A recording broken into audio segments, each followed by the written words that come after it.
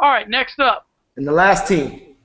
the Bronx Bombers, our old friend, the guy who questions our grading every year and says he could do it better. We've been asking him, begging him to come on and go ahead and do it. He never does.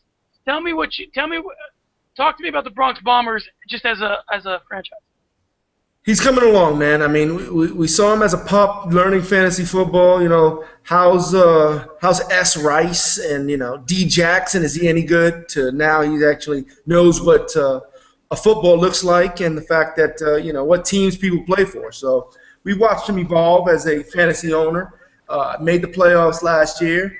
And, he's slowly but surely working his way up, man. He's taking the knowledge and, everything he's learning from us in these drafts and applying it to other leagues, I still don't have down what his mindset is for his drafts, but, it is what it is. All right, well, I'll go ahead and get started on his draft this time. So here's his roster. We're taking a look at it. First, I'd like to say that he is a new father, and he has a brand new baby boy, and he drafted just like his son would have. So I was not crazy about the Rob Gronkowski pick. Calvin Johnson's got the Madden curse, but he's usually a stud. I'm not big on Matt Schaub. Eric Decker I like. D'Angelo Williams I could do without. Reggie Wayne I could do without. Mark Ingram I could do without. Anquan Bolden I'm not crazy about. Felix, I just don't see it. I don't see who he's going to hang his hat on. I mean, if you're hanging your hat on Rob Gronkowski, I just think that he's expecting more of these guys, than he's actually going to get from them. And I don't even see the upside. I just don't see it. So you tell me what he sees that I don't see. I can't tell you what he sees that we don't see. I wish I could. I actually traded my 5th pick. We swapped 1st and 4th rounders. So in the 1st round, he took Calvin Johnson actually in the 5th pick. While in that spot, it's a great pick, but I told you I believe in the Madden curse, so I don't like that. Rob, I do not believe in a tight end in the 2nd round. He's going to get him the yards. He's going to get him the points. But I think that he could have definitely gotten a better running back or wide receiver in that position. Actually, he didn't get his first running back until the 5th round, which is D'Angelo Williams, who is the backup to Jonathan Stewart. So I just can't, I believe in Matt Schaub. I think he's going to get him 35 touchdowns, 3,500 yards, 4,000 yards. I think Eric Decker is going to emerge as the number 1 for Peyton Manning.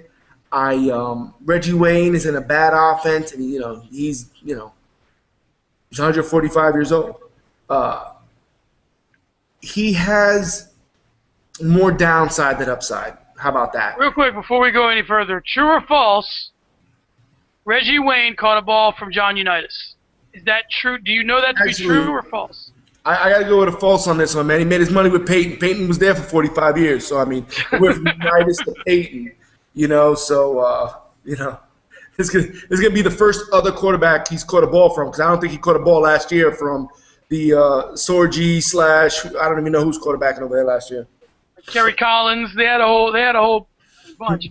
I guess real quick, what I want to ask you though, in terms of drafting differently, what I don't understand about the 2nd pick down is if you took this from the 2nd pick to maybe the 5th or 6th and slid them around, you could still get them. So then why not take a running back in the 2nd? You know what I'm saying? Or take a running back in the 3rd. He wasn't going to get Gronkowski at the third round. If he wanted him, he had to take him there. But if you look at the 3rd, 4th, 5th, 6th, 7th, all those guys could have gotten at any time he felt like.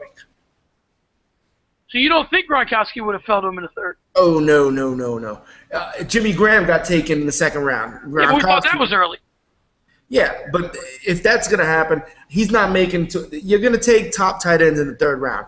If he wanted Gronkowski, that was the time to take him. But, okay, I'll just say I disagree for the reason that no other tight end was taken in the 3rd round. Now, no other tight end's Rob Gronkowski.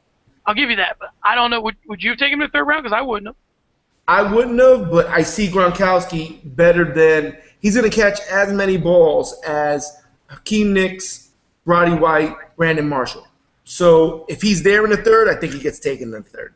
All right, so then we'll cut him some slack on the pick if you wanted. So, but thing is, like I said, he has a tight end. He has decent wide receivers, or at least two wide receivers. But he has one, two, three, four backup running backs. That's where he's hurt. He's got four. His starters are all backups, each one of them. Mark Ingram's the backup to Darren Sproles. Felix Jones the backup to Malcolm Murray.